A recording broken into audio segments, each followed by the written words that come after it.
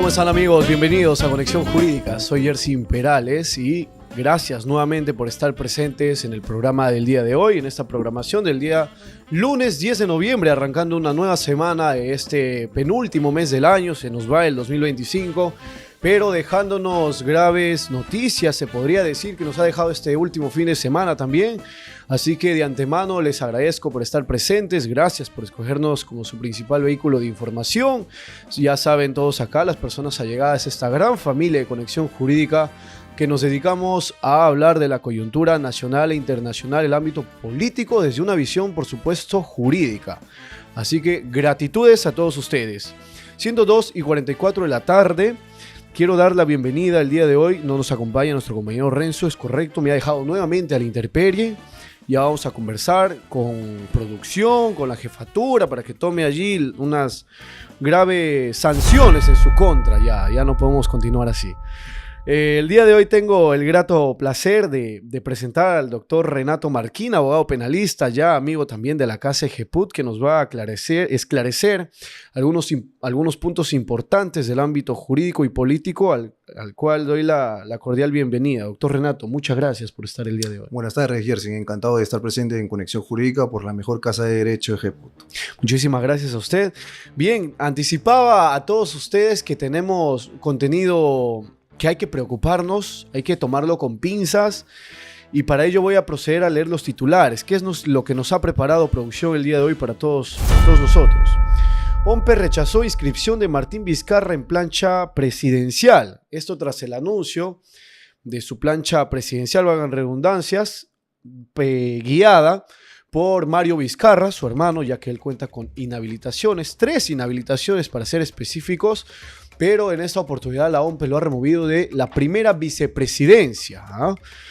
Esto vamos a conversarlo con el doctor Renato, si es que verdaderamente ha sido una decisión legal, legítima por parte de este organismo, o una arbitrariedad más en el proceso de Martín Vizcarra. Acusan a congresista de usar a su trabajador para que le lleve al gimnasio. Ya seguramente todos deben conocer este caso, que ha sido explícitamente evidenciado por el dominical Cuarto Poder, el dominical temido, ¿no?, por todos los políticos. Se trataría de la congresista Ariana Orué, una accesitaria, de por sí decirlo también, que está inmerso en este tipo de conductas o tal vez uso negativo de los recursos públicos. La noticia principal: decisión de salvoconducto de Betsy Chávez se aplazará hasta diciembre. Esto fue un comunicado por parte de Cancillería que preside Hugo de Sela dentro del gabinete transitorio de José Gerí.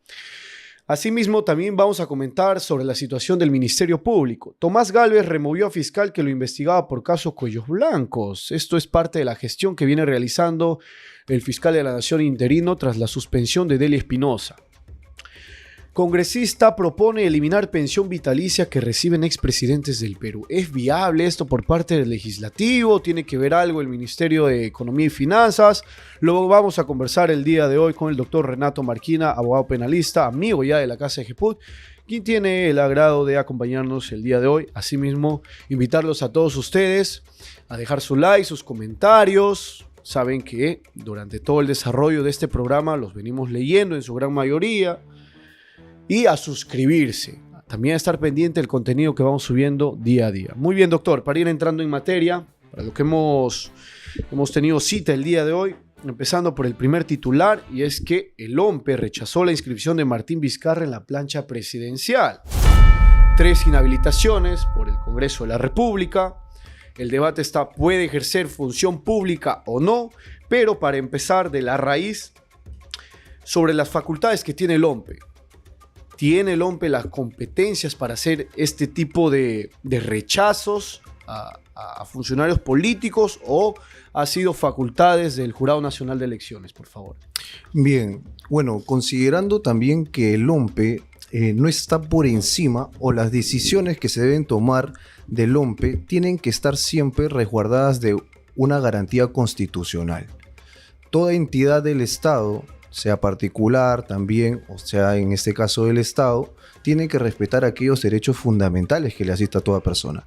¿La inhabilitación qué es? La inhabilitación es una consecuencia accesoria a una pena establecida. En este caso, como bien lo has descrito, Yersin, han tenido 3 inhabilitaciones. El Perú es el único estado en el cual se puede inhabilitar a una persona sin antes haber sido condenada.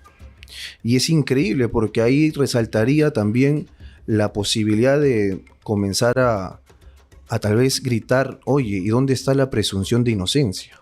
Imaginemos en todo caso que en el proceso se lleguen a absolver, porque el señor Martín Vizcarra en la actualidad no tiene ninguna condena. Correcto. Y la presunción de inocencia no se basa solamente en la primera instancia, inclusive, sino en una segunda instancia. Entonces puede ser que el OMPE, tal vez por un poco más político, que de poder verificar efectivamente la posibilidad de llegar a sancionar y sacar de la función pública a una persona, se haya podido adelantar a dar una opinión sin resguardo jurídico. ¿Esto por qué lo digo? Porque dentro de justamente la Convención Americana de Derechos Humanos, el Pacto de San José, exige también el artículo 23 derechos políticos a los cuales las personas podemos acceder a cualquier actividad pública, como por ejemplo unas elecciones, ¿no? ¿Y qué es lo que en exacto dice nuestra Constitución Política del Perú en el artículo 34A? Una persona puede estar impedida para el acceso al cargo de elección popular solo si es que existe sobre él una condena previa. Disculpe que le cortes también, doctor. Recordando también algunos precedentes que ya se han presentado por otros organismos en contra de Martín Vizcarra. Por ejemplo, el Jurado Electoral Especial lo ha apartado de su partido Perú Primero. Y lo que en algún momento, cuando conversamos aquí en Ejeput con Alejandro Salas, su abogado constitucionalista del expresidente Martín Vizcarra, dijo: pero el ser presidente de su partido político es ejercer función pública. ¿Por qué apartarlo entonces si realmente es o no es ejercer función pública de su partido político? ¿Estos podrían considerarse tal vez vicios dentro del procedimiento que se le está llevando a Martín Vizcarra? Sí, se puede ocasionar inclusive hasta una verificación de un vacío en la interpretación de las normas, ¿no? De que la norma tal vez no está siendo muy clara para poder llegar a interpretarla. ¿Por qué? Porque efectivamente quien puede ostentar una sanción como es la inhabilitación tendría que ser el funcionario público o servidor como tal. Y él todavía no lo es. Él todavía no lo es. Él está recién queriendo tener un acceso a este ámbito público, ¿no? Y efectivamente, comparto la opinión de mi colega Alejandro Salas, en el sentido de que se verifica tal vez un vicio que yo tengo entendido que ya hubo una audiencia en la Corte Interamericana de Derechos Humanos justamente por una solicitud de su defensa. La audiencia se dio entre junio y julio y es que están a la espera del voto. Y ojo que la Corte Interamericana de Derechos Humanos siempre tiene una postura de si al verificarse la vulneración al derecho fundamental establecido en la Constitución de cada nación, ordena él a que justamente se pueda reponer esos derechos al estado anterior. Y vamos a leer un corto pronunciamiento que nos está poniendo allí producción por parte de Perú Primero, el partido político de Martín Vizcarra. Dice: Lima, 8 de noviembre del 2025. Y esto en alusión, por supuesto, a esta decisión por parte de la OMPE de rechazar su inscripción dentro de la plancha presidencial que preside Mario Vizcarra, el hermano de Martín Vizcarra. En este caso, apartarlo de la primera vicepresidencia. El párrafo más importante, quiero resaltarlo, dice: a pesar de los atropellos y del intento de silenciar nuestra voz, asumo con determinación la jefatura de campaña nacional para seguir recorriendo el país y demostrar que ningún abuso ni persecución podrá detener el proyecto que nació del pueblo y seguirá siendo del pueblo. No nos van a doblegar, dice el comunicado. Esto quizás en alusión o responde a algunos argumentos de algunos congresistas que dijeron que Martín Vizcarra, pese a ser inhabilitado, está haciendo política. ¿Por qué hace política? Esto podría tal vez responder a la narrativa que están utilizando diferentes funcionarios públicos de la denominación de persecución política. ¿Usted cómo analiza ese término? Bueno, las investigaciones en contra del señor Vizcarra tienen un sustento de una sospecha inicial, luego reveladora, que ha abordado justamente a que el Estado pueda tener esa posición de investigación en contra de él. es cierto. Pero el problema se da justamente cuando el Perú, a través de sus entidades públicas, como por ejemplo el Ministerio Público, el Congreso, que tiene como ente político también poder de decisión muchas veces para estas personas, como la inhabilitación, sobrepesen más lo político que los derechos. El Congreso es el primer estado, la primera entidad llamada justamente a respetar aquella legislación que existe en nuestro país, ¿no? No lo consideraría una persecución política, consideraría que sí existen vulneraciones a los derechos del señor Martín Vizcarra en los procesos adelantados, en las sanciones adelantadas que está teniendo, pero que todo se debe esperar llegue paso por paso a la poder decisión de un juez, ¿no?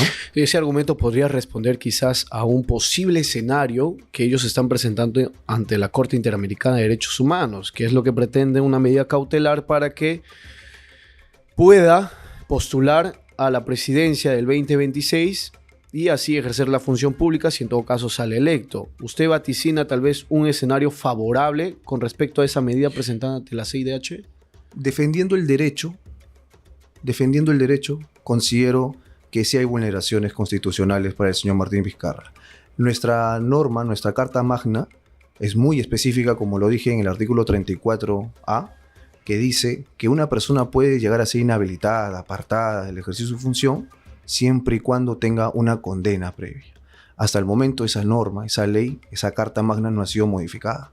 Y de ser el caso se debe respetar el principio de legalidad y una garantía constitucional también, como es el respeto a poder ser elegido mediante un voto popular, ¿no? Para cerrar el tema de Martín Vizcarra, he tenido la oportunidad de conversar con diferentes abogados penalistas que han sabido también responder con respecto al resultado que va a tener el juicio oral en su contra por el delito de cohecho pasivo propio.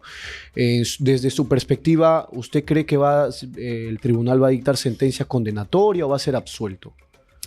No me adelantaría a dar una opinión de condena o absolución, pero creo que se han visto colaboradores eficaces de por medio, ¿no? Si se han ratificado junto a la carga probatoria que estos hayan podido demostrar, yo considero que podría haber un 70% de que sí. Ahora, dentro de las vulneraciones que puedan existir dentro del proceso, ojo, todavía falta una instancia superior, sea por el Ministerio Público o sea para el señor Martín Vizcarra. Yo creo que por las pruebas abundantes que hay, podríamos pensar que habría una condena, ¿no? A ver, Isaac Gómez, para hacer un pequeño paréntesis, estamos con el doctor Renato Marquín, abogado penalista, conversando sobre la nueva situación que está afrontando hoy en día el expresidente Martín Vizcarra y lo que definirá su futuro dentro de los aires políticos, las contiendas electorales del 2026. Acá nos dice un comentario Isaac Gómez: saludos amigos desde Conexión Jurídica, gran invitado el de hoy. Muchísimas gracias, Isaac.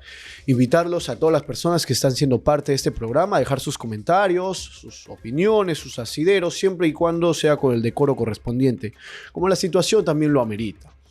A ver, vamos a conversar del segundo tema que tenemos para el día de hoy. Acusan a congresista de usar a su trabajador para que la lleve al gimnasio. Y este quizás es un tema ya decepcionante para el ciudadano de a pie, sobre todo porque se han visto constantes escenarios, no solamente de esta congresista, que es la protagonista Ariana Orué, de la bancada de Podemos Perú. Ella es accesitaria, es decir, ha sido el reemplazo de un congresista, y que en esta oportunidad habría utilizado a su coordinador parlamentario llamado Alex Paredes para que la traslade a un gimnasio a hacer sus rutinas. Pero el problema es que con el vehículo de pase oficial del Congreso, es decir, para la cual a ella la transportaría a su medio de trabajo. Aquí tal vez, para ir profundizando un poco el tema jurídico, estaríamos hablando de una falta administrativa o de un posible delito. Bien, a ver, lo primero es que comparto la indignación como peruano. ¿Y por qué lo digo? Porque obviamente a los funcionarios que nos representan se les dan bienes del Estado pagados por aquellos ciudadanos honrados que siempre en la lucha tratan de que nuestros representantes den lo mejor para nosotros. Yo considero que más que una sanción administrativa, ahí calza el delito de peculado de uso. ¿Por qué? Porque dentro de las funciones y las características que debe cumplir aquel auto destinado para la congresista es justamente dentro de la función que éste ejerce. El artículo 388 justamente abarca que puede ser sancionada hasta por un delito, hasta por una condena de 4 años, ¿no?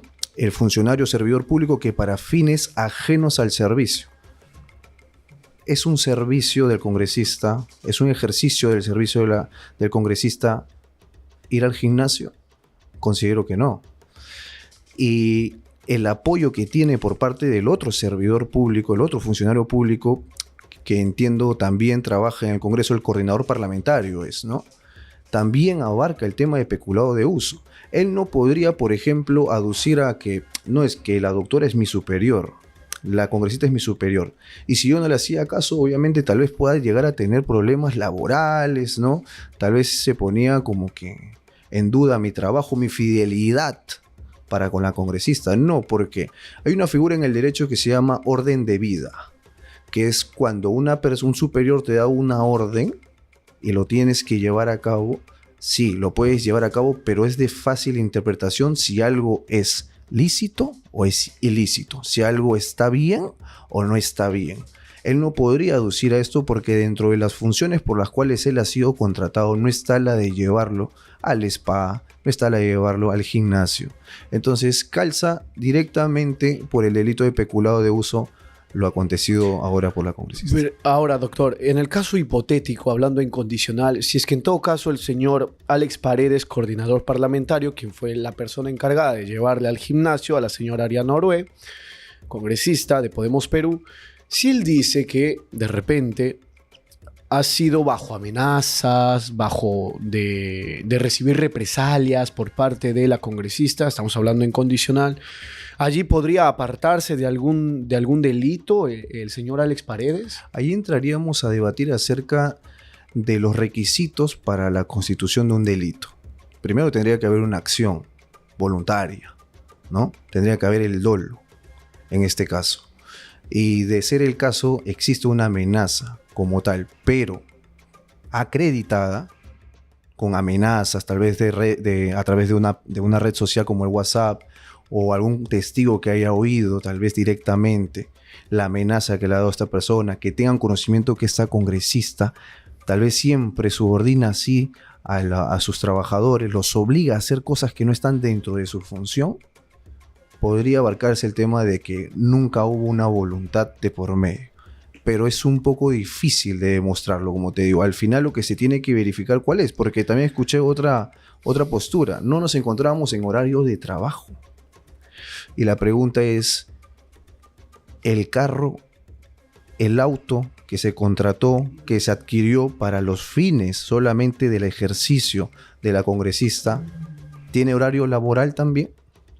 Y si se acabó el horario laboral, ¿es permisible que pueda sacarlo de la entidad del Estado como el Congreso del auto para sus usos particulares? No. Entonces, si se verifica efectivamente que era el auto del Estado, tiene que ser sancionable con el delito de peculado de uso. No solamente su posición entonces estaría en duda del señor Alex Paredes como coordinador parlamentario, sino también el uso del vehículo que es patrimonio del Estado. Así es, porque no solamente el peculado de uso sanciona a quien usa, sino también a quien permite. ¿Ok? Al quien permite porque está bajo su esfera de dominio, por la condición que tiene, puede ser reprochable por peculado de uso. Entendido, pero ahora teniendo los precedentes, ya yendo un poquito más al análisis político, teniendo los precedentes, por ejemplo, no muy lejos de la congresista Lucinda Vázquez, que también fue fotografiada con un señor, su asesor, que le estaba cortando las uñas. También otro escenario no muy lejano, el uso de la cámara supuestamente indebida en un evento del partido fujimorista, y que se había tomado algún tipo de medida para apartar a la persona que supuestamente había sacado ese material del Congreso de la República. Ahora, con todos estos precedentes, ¿realmente desde su postura cree que se van a tomar cartas en el asunto, no solamente de manera interna en la Comisión de Ética, sino también hablando de un tema judicial? Sí, debería hacerse. debería hacerse como tal. El tema es de que existen muchas posturas y muchos comentarios que pueden decir que este proceso se va a congelar de forma estratégica, políticamente hablando. En el Congreso le van a tomar tal vez unos 5 meses, van a querer ampliar los plazos, van a querer dar una fecha para ver la causa distinta, ¿no? Hasta que el peruano de a pie se esté olvidando de esto. Y luego de la nada, seguro podría llegar a salir un archivo como tal y consecuentemente no llegar a judicializarse tampoco. Lo que hemos visto en diferentes escenarios también. Y creo que el peruano de a pie ya está acostumbrado a ver este tipo de eventos catastróficos provenientes de los denominados padres de la patria y que actualmente ya cuentan con estadísticas de aprobación muy, muy bajas, muy paupérrimas, llegando así, por así decirlo, a los 2-3%, ya acercándose mucho al margen de error. Ahora, para ir cerrando este tema, doctor, el procedimiento para investigar por la vía judicial a un congresista de la República tiene que pasar primero por una denuncia constitucional y levantar la prerrogativa ante juicio político. Explíquenos sí, ese proceso, por favor. Efectivamente, como tenemos ya conocimiento, antes de llegar a poder llegar a acusar a un congresista, a un funcionario de esa categoría, lo primero que se hace es, ojo, se puede, en diligencias preliminares sí se puede hacer, dicen, ¿no? Solo preliminares. Solo preliminarmente han dicho, ¿no? Así como, por ejemplo, nuestra anterior presidenta se encontraba investigada por los distintos casos. Distinto es ya luego cuando se quiera acusar.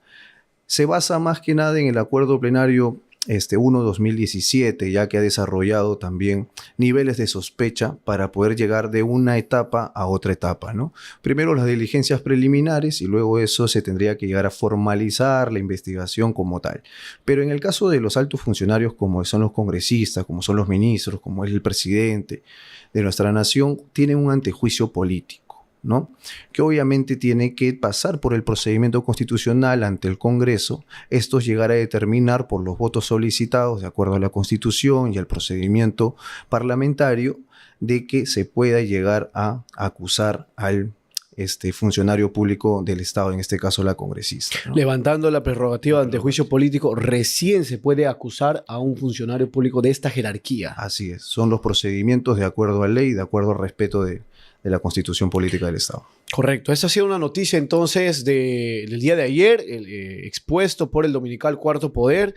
Una noticia en desarrollo. Ya tenemos, como lo dije, precedentes de Lucinda Vázquez, el tema de Fernando Rospigliosi, entre otros congresistas que de años anteriores también que se han visto envueltos, el tema de los mochasueldos, que también es muy reconocido, pero que tal vez no ha habido una consecuencia, ni siquiera una suspensión o por una falta administrativa, mucho menos judicial. Así que tenga tanto futuro no es tan viable, sobre todo si se trata de los congresistas. Vamos a cambiar rápidamente de tema, vamos a ir a nuestra noticia principal. Una noticia que ha tenido pie la semana pasada, es más, ya ha pasado una semana desde que ha salido a la luz. Recordemos que el 3 de noviembre a las 5, aproximadamente 5 de la tarde, el canciller Hugo de Sela salió a comunicar en una declaración oficial a toda la nación sobre el asilo de la Embajada de México, propuesta o calificada ya a Betsy Chávez, la ex primera ministra de Pedro Castillo. La última noticia que tenemos sobre la mesa es que la entrega del salvoconducto a la ex premier seguirá aplazada hasta diciembre. Esto también lo ha comunicado el canciller. Lo dio a conocer este domingo en el dominical Punto Final de Latina Noticias, haciéndole énfasis, por supuesto, al penúltimo comunicado que hizo el Ejecutivo, diciendo que iba a hacer llegar un informe a la OEA, a los países que conforman esta convención de asilo diplomático de Caracas, firmado en 1954. Para partir de la raíz, antes me informa producción que tenemos una mención. A ver, para hacerlo rápidamente, nuevamente agradecer a las personas que están conectadas. Son 3 y 8 de la tarde, estamos en vivo por Ejeput en nuestras instalaciones en San Isidro. Curso de preparación para la evaluación del estudio del caso Junta Nacional de Justicia, este nuevo curso que está aperturando la Escuela de Gestión Pública y Derecho, de modalidad vía Zoom, que dará inicio El día de hoy, 10 de noviembre, ya hemos llegado rapidísimo. Hace una semana decíamos que falta una semana. El programa pasado decíamos que faltan 3 días y ya llegó el día en el que te puedes inscribir a este curso para la evaluación del estudio del caso JNJ, que estará certificado por el Colegio de Abogados de Ayacucho. Asimismo, el curso de preparación del examen de PROFA nos deja ahí el eslogan: ¿quieres ser juez o fiscal? Prepárate con nosotros y asegura tu ingreso. Inicia el 20 de enero, modalidad Zoom, también certificado por el Colegio de Abogados de Ayacucho. Estamos dándole bastante tiempo de anticipación para este curso. No hay excusas para no obtener tu vacante. Nos puedes contactar por los diferentes medios, redes sociales, nuestra página web, ejeput.com y el número también que encuentran en pantalla. Ya saben, estos 2 cursos valiosos para cualquier persona interesada en crecer profesionalmente y jurídicamente. Ahora sí, estamos hablando, para las personas que se están conectando recién, con el doctor Renato Marquínez, abogado penalista, conversando sobre la situación de Betsy Chávez. Desde la respuesta por parte de Cancillería, doctor Renato, ¿usted cómo evalúa la respuesta de aplazar, de si darle o no el salvoconducto al ex premier Betsy Chávez? Me parece una actitud muy desesperada. Desesperada. ¿Por qué? Porque se están tomando decisiones políticas. No se están basando. Están dejando de que el Perú sea afectado por las posiciones políticas que tienen estas personas que tienen poder de decisión, pues, ¿no? ¿Por qué lo digo? Lo digo porque romper lazos con otro país, producto de que tal vez no pensamos igual en una persona, como es Betsy Chávez, que es una ciudadana peruana igual que todos, me parece que es desesperado y se visualiza tal vez un ánimo distinto a que se pueda hacer justicia o no. Porque la justicia no viene con actos desesperados, como por ejemplo aplacémoslos y rompamos un pacto para que luego la entidad superior internacional pueda verificar o tal vez tener en cuenta un cambio en esta convención de Caracas, ¿no? Para así poder nosotros retener, no pueda salir del país y se pueda juzgar a esta persona como tal. ¿Podría interpretarse entonces implícitamente de que le están negando el salvoconducto a Betsy Chávez? Sí, se podría decir que hay actitudes que apuntan a poder interpretar ello, pero mi crítica va más allá. Como abogado tengo que opinar siempre haciendo ver que se tiene que respetar el derecho en el Perú, más allá de las posiciones políticas que se tengan. ¿Qué quiero decir con esto? Los abogados tenemos un poder, que es el poder de defender a una persona. Pero como siempre hemos visto en distintas resoluciones judiciales, prisiones preventivas, sentencias, siempre nos dicen: todo derecho no es absoluto, doctor. Eso es lo que nos dicen, sí, pero esa frase no se utiliza solo para quien ejerce la defensa, sino también para que el que acusa, para el que investiga. Ellos tienen un derecho y todo esto se ha dado en base a qué. No sé si llamarlo negligencia, no sé si llamarlo desidia, pero recordemos de que al Ministerio Público se le pasó el plazo para pedir la prolongación de prisión preventiva de Betsy Chávez. La prolongación de prisión preventiva hubiese hecho de que ella, ahorita que está a puertas de acabar el juicio, en el cual ella está junto al expresidente también Pedro Castillo, aún esté en un régimen dentro de un penal. Y así tal vez salvaguardar que ella esté presente en su juicio oral, ¿no? Pero ella no está presente ahora, ¿por qué? Porque el Ministerio Público, como bien ha hecho el Tribunal Constitucional garantizando el derecho fundamental a una debida motivación de resoluciones judiciales, garantizando también el derecho a defenderse, a un debido proceso, lo que ha hecho es decir: tú no puedes requerir fiscalía cuando se te dé la gana en cualquier plazo, momento del proceso, sino que tu derecho de requerir también no es absoluto. Tienes que cumplir con las reglas procesales. Y quería hacer un hincapié ahí, doctor. porque diferentes abogados, también especialistas de la academia, en los medios de comunicación han salido a decir que de alguna y otra manera el Tribunal Constitucional es el principal responsable que Betsy Chávez esté libre y se haya asilado. Sin embargo, desde su postura, usted demuestra de que no, porque ha velado por el debido proceso de Betsy Chávez. Es decir, acá la responsabilidad no recae en el Tribunal Constitucional, sino en el Ministerio Público y también en el Poder Judicial, ¿o solamente es individual? No. El Poder Judicial no hace una prisión preventiva de oficio. El Poder Judicial no prolonga una prisión preventiva de oficio. El Poder Judicial responde a los requerimientos que por función constitucional y también dentro de la ley orgánica del Ministerio Público, puede realizar y solicitar. Y cuando lo haces después del tiempo que debes realizarlo, precluye tu derecho.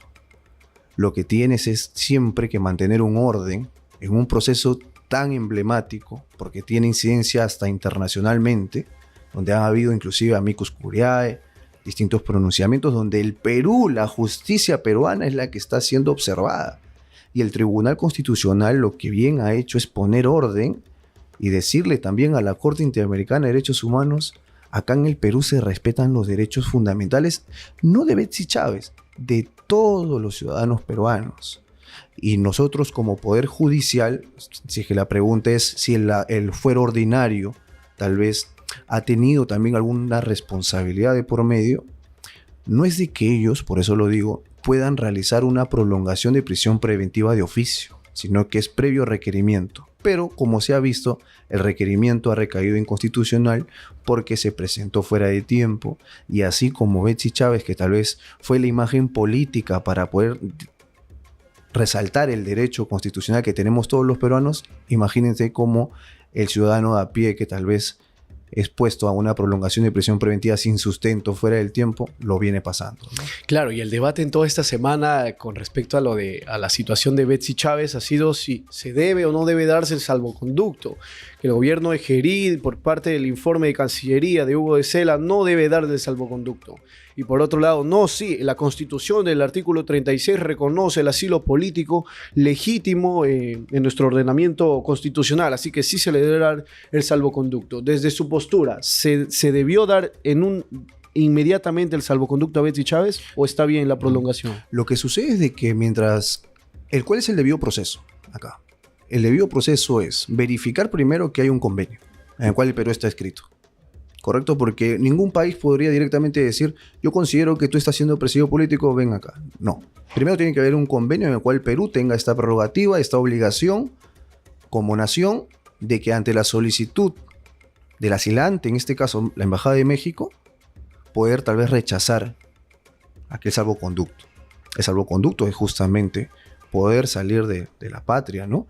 Y en este caso considero de que sí se debió dar el salvoconducto porque respetando el principio de legalidad, respetando el debido proceso, actualmente cuando se solicitó el salvoconducto, el Perú está obligado ante la solicitud del asilante, la Embajada de México, a disponer que la señorita Betsy Chávez pueda salir bajo las interpretaciones que tiene. Ojo, a un punto adicional. El Perú podría observar y decir, no te lo voy a dar directamente. Parece que no, porque la salida que están haciendo en base a la pregunta que me haces es, quiero cambiar ahora el convenio de Caracas, quiero que sea diferente. Si bien es cierto, no existen analogías en el proceso penal al menos, ¿no? Recordemos de que las nuevas leyes que vayan saliendo se interpretan siempre a favor de la persona. Correcto. Y en este caso, en las convenciones que ya existen, lo que se está buscando, por eso decía que parece un poco desesperado, lo que es, aplacemos hasta diciembre, aplacémoslo mucho más, pero previo vamos a solicitar un cambio. ¿Pero con qué fines solicitas ese cambio? Con fines de que no salga, no de que salga. Entonces, primero en el momento, primero en el derecho. Lo primero que se hizo acá fue solicitar el salvoconducto y la embajada se lo dio. Se adecúa a las convenciones de Caracas, se adecúa. Se tienen que respetar, se tienen que respetar. No nos gusta, tal vez porque tal vez existan muchas pruebas que acrediten que sí conspiraron o no conspiraron. Esa es otra cosa. No estamos metiéndonos en el proceso penal, nos estamos metiendo en el proceso del salvoconducto. Entonces, bajo esa lógica, sí se debió dar el salvoconducto, respetando la convención que aún el Perú está inscrito. A ver, tenemos declaraciones del presidente José Gerí, nos pone producción, vayamos a escucharlo por favor, referente al tema del asilo político de Betsy Chávez.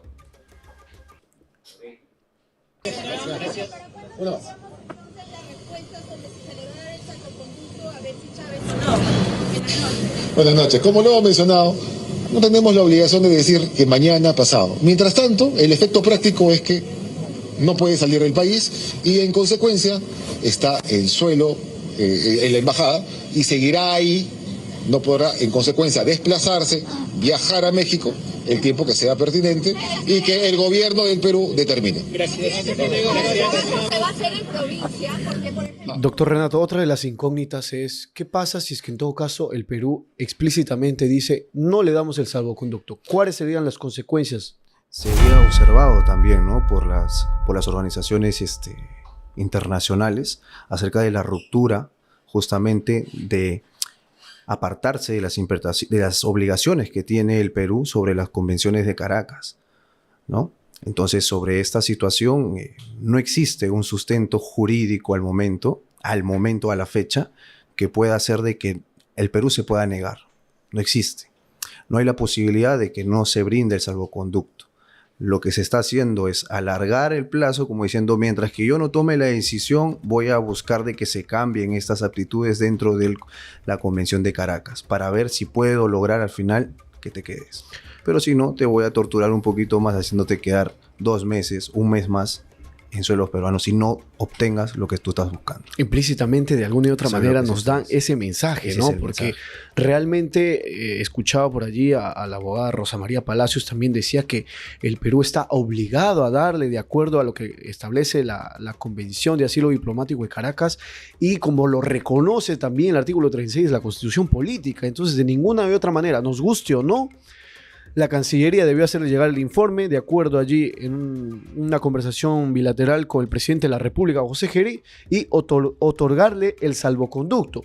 Y a la par, obviamente, enviar el informe que vea pertinente a los países de la OEA, para que, si es que ellos consideran que se ha desnaturalizado ese término de persecución política, que lo evalúen y se hagan los cambios adecuados de acuerdo a la conversación que ellos puedan tener, pues, ¿no? Sin embargo, se debió dar el salvoconducto, es lo que señalan algunos especialistas y desde su postura también.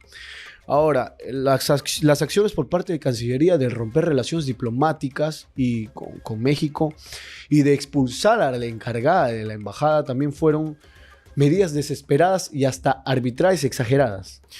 Bueno, son consecuencias justamente de romper los lazos políticos con el país. Creo que nos hemos enfocado, por eso digo, en una persona, más no hemos pensado como nación. Las autoridades han pensado desde el ámbito político hacia la postura política que ellos tienen y no han sabido interpretar las normas, los beneficios, las consecuencias que tiene eso romper lazos con México.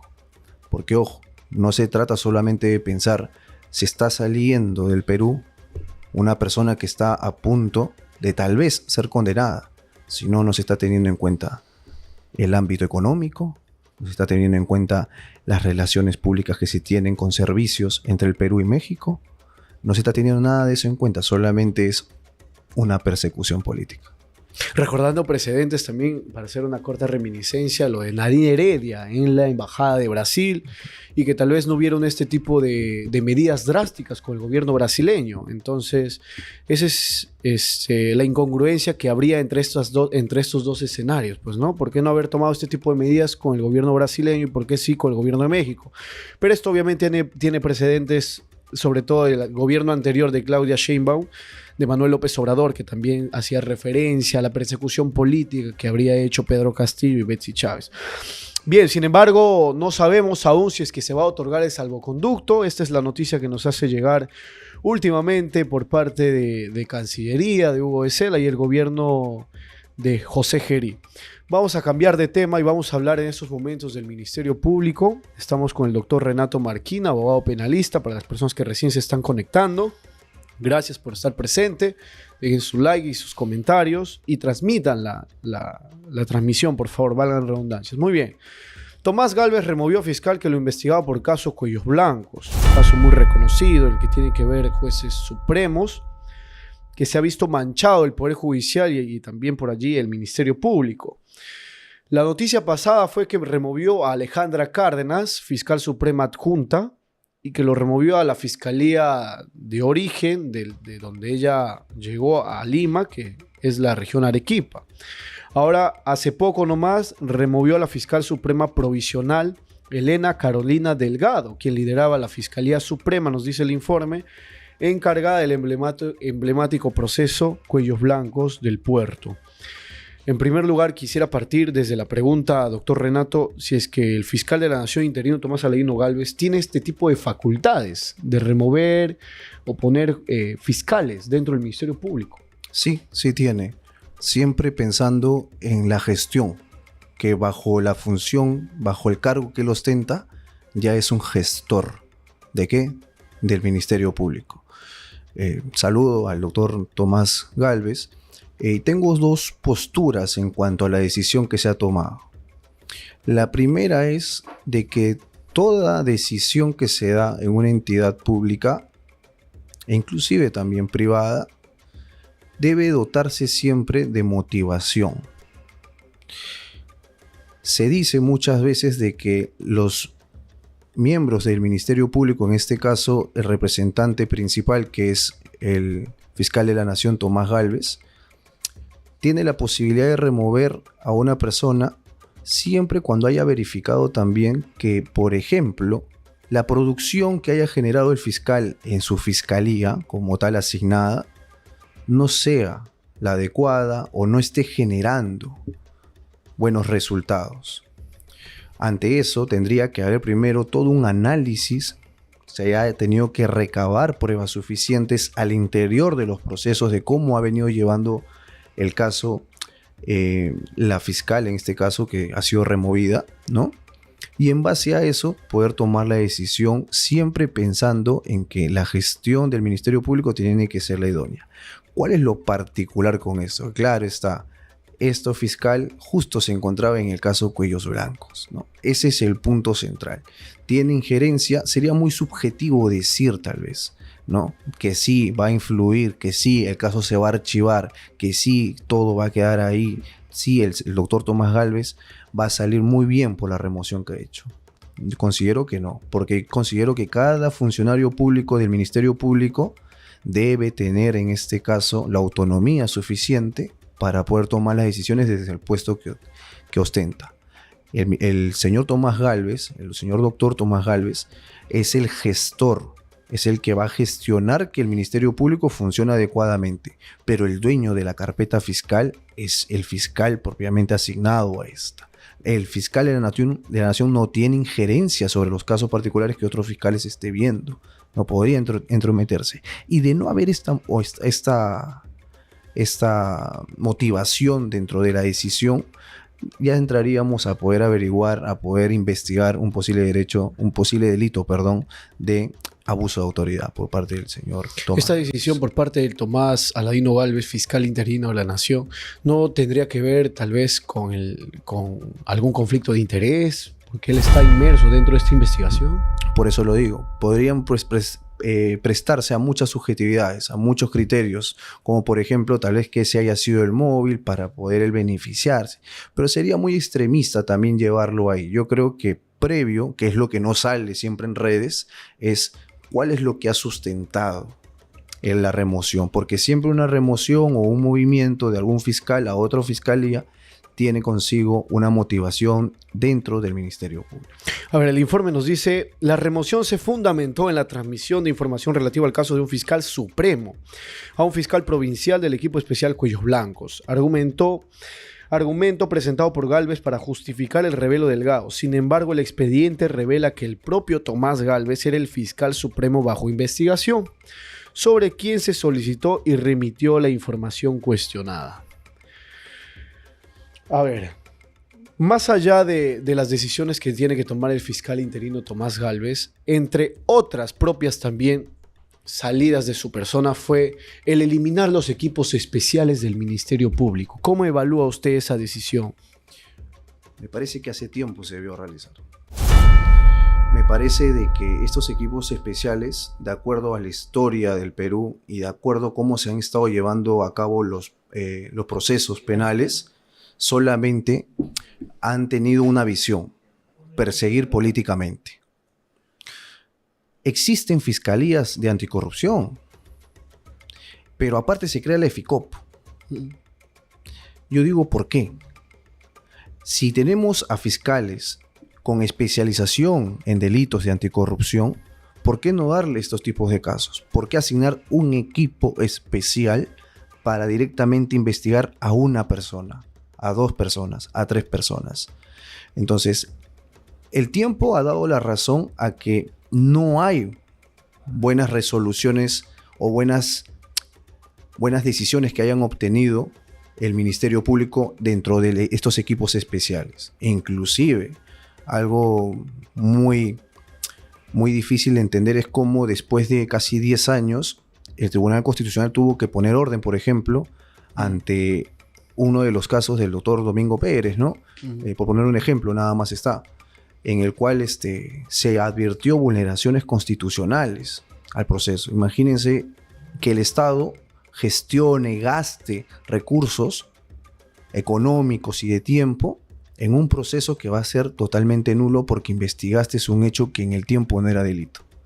Entonces, los equipos especiales han sido designados de acuerdo a la realidad nacional, es mi opinión, solamente para persecuciones políticas dirigidas a distintas personas. Es decir, la integración, la conformación de todos estos equipos fiscales, hablando específicamente del EFICOP, equipo de fiscales especiales contra la corrupción del poder, y el equipo Lavajato, han sido innecesarias.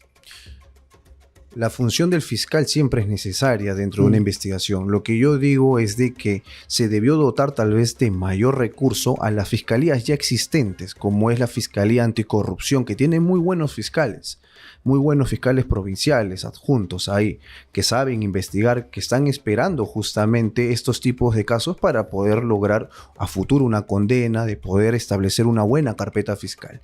Pero lo que estoy diciendo es de que EFICOP actualmente y anteriormente también se ha visto un poco tal vez mal vista por los resultados que no ha podido obtener y solamente por la información que los mismos funcionarios salen ante la prensa a gritar, ¿no? Y lastimosamente, como bien lo decía el doctor Gonzalo de Río mencionaba, la fiscalía no lo tiene que decir, lo tiene que demostrar, y en muchos casos EFICOP, Lavajato no han podido llegar a ello. Y lastimosamente eso se trata de producción y eso es un gasto adicional. Un equipo especial es un gasto y recurso adicional que si no lo tenemos se podría sin ningún problema reforzar la entidad y la especialización de anticorrupción que sí existe dentro de la Fiscalía. Ahora, para hablar ya de la esencia del Ministerio Público, con referencia a todos estos temas en los que se ha visto envuelto, el tema de Patricia Benavides, de Delia Espinosa, la injerencia que tuvo la Junta Nacional de Justicia, ahora el fiscal de la Nación interino Tomás Alaino Gálvez, y toda esta afrenta que se ha podido ver dentro del equipo de fiscales supremos, ¿no?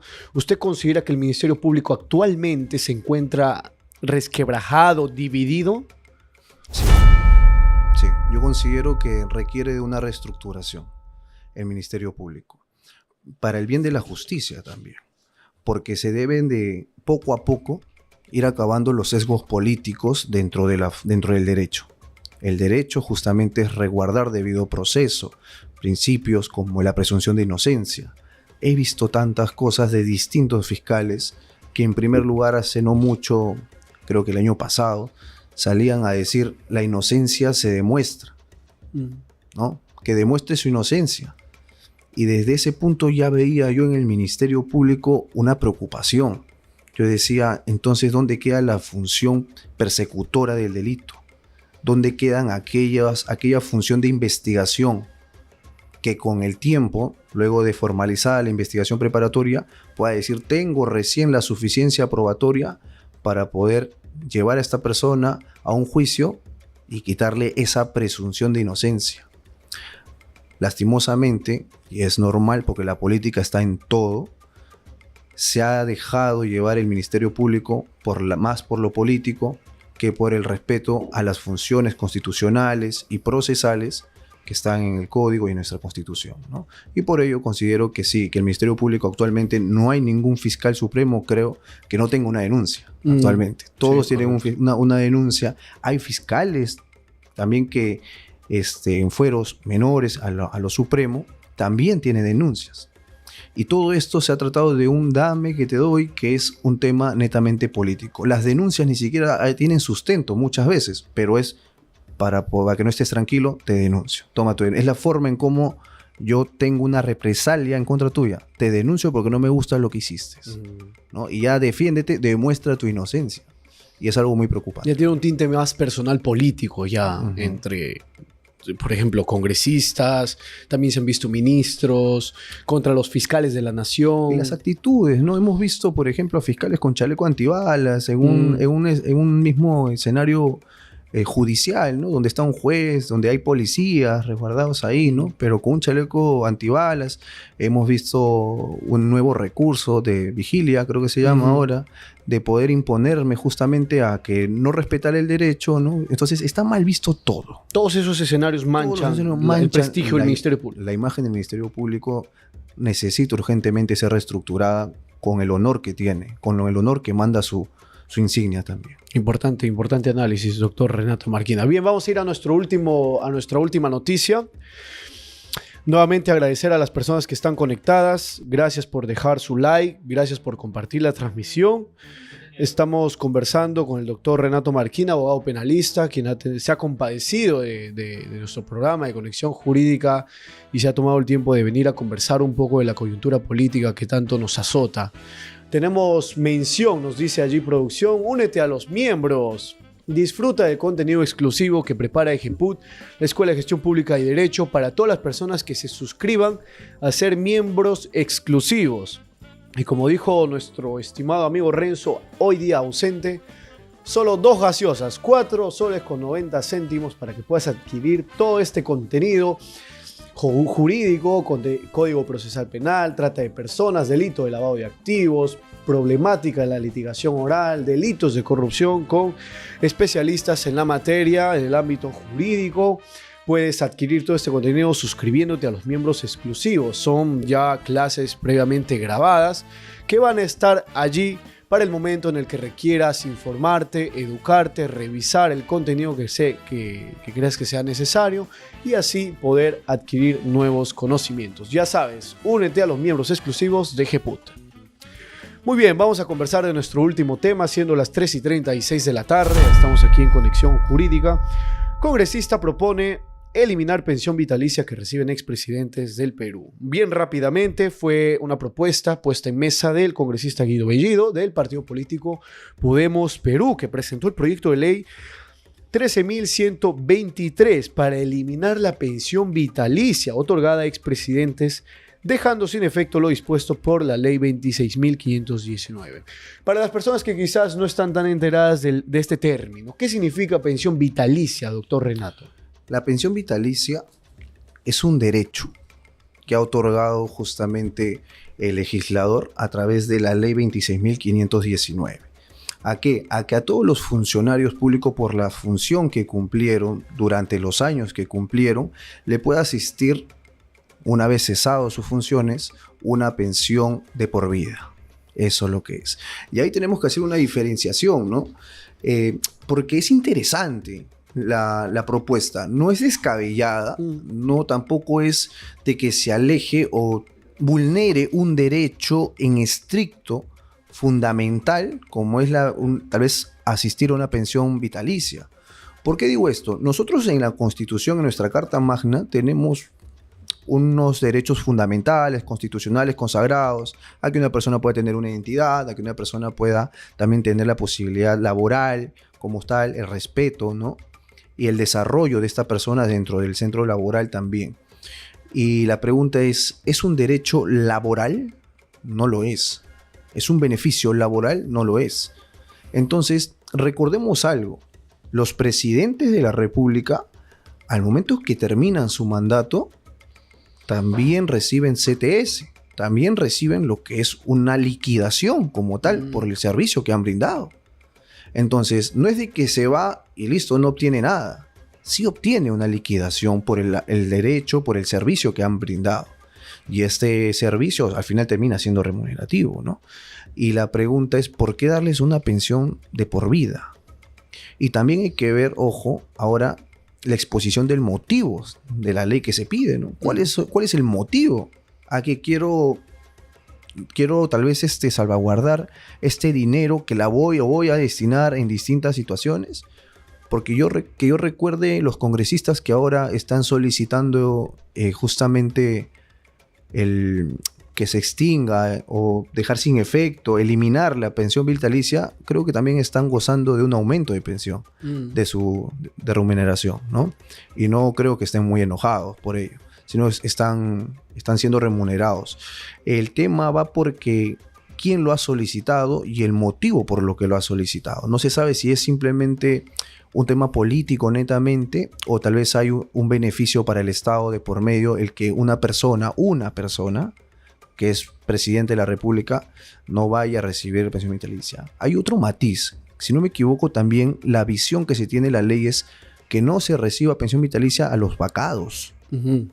Claro, que es una figura que se ha visto mucho en los últimos 10 años, porque estamos hablando de, creo, aproximadamente 4 presidentes vacados por incapacidad moral. Bueno, la vacancia se da justamente porque no hiciste bien tu trabajo, porque algo hiciste mal, sea por incapacidad moral o distintas situaciones que se puedan abarcar para la vacancia. ¿Pero se ha instrumentalizado esta figura de la vacancia por parte del legislativo? Se podría decir que sí.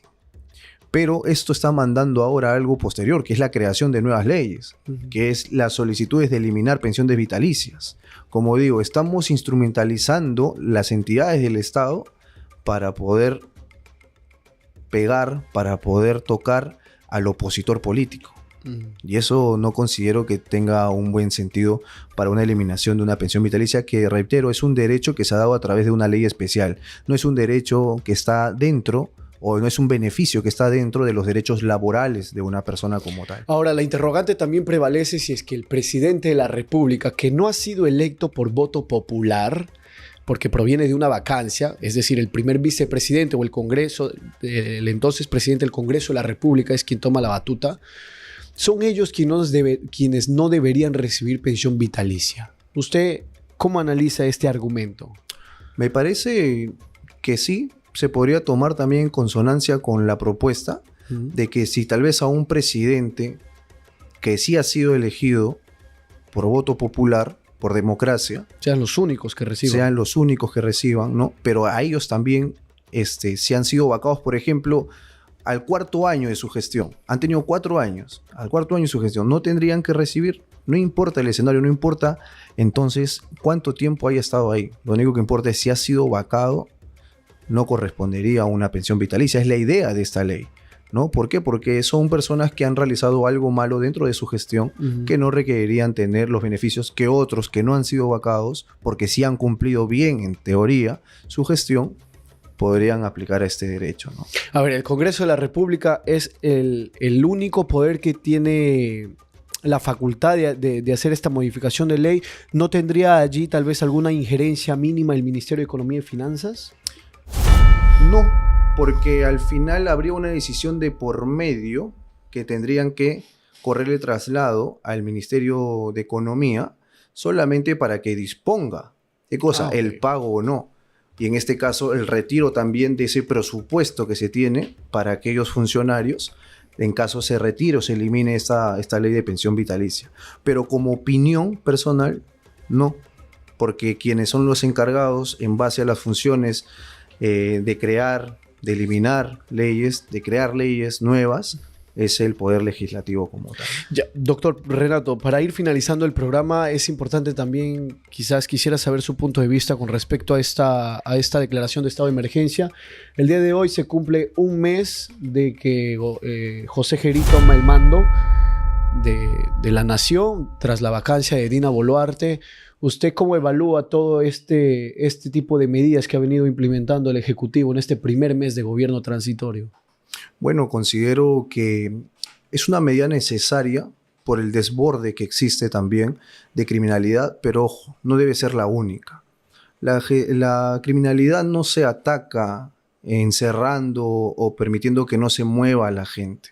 Así no se llega a defender a los ciudadanos de esta problemática enorme que el Perú tiene de hace años. Yo creo que se requiere una gestión de investigación unida entre todos los poderes, dejar un poco de lado el tema político y comenzar a ser gestores. El mejor gestor es el que va a hacer que el Perú avance. Y para eso requerimos que esté unida la policía, requerimos que atienda bien a los pedidos del presidente, requerimos que el Ministerio Público también tenga un buen apoyo ahí, requerimos que el Poder Judicial también se vea vasto para resolver tantos casos que tienen.